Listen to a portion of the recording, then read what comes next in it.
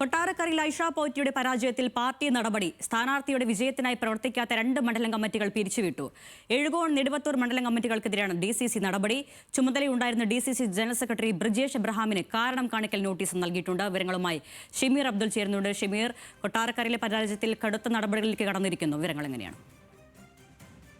കൊട്ടാരക്കരയിൽ ഐഷ പോറ്റി 1000-ലധികം വോട്ടുകൾക്കാണ് പരാജയപ്പെട്ടത്. അത് വളരെ ഗൗരവമായിട്ടാണ് കോൺഗ്രസ് പാർട്ടി അതിനെ കാണുന്നത്. അതുകൊണ്ട് തന്നെ പ്രാഥമികമായ ഒരു അന്വേഷണം നടത്തിയിട്ട് ശേഷമാണ് ഇപ്പോൾ നടപടി ഉണ്ടായിരിക്കുന്നത്. അതായത് സ്ഥാനാർത്ഥിയുടെ വിജയത്തിനായി വേണ്ട വിധം പ്രവർത്തിക്കാത്ത എഴുകോൺ, നെടുവത്തൂർ മണ്ഡലം കോൺഗ്രസ് കമ്മിറ്റികളാണ് പിരിച്ചുവിട്ടിരിക്കുന്നത്.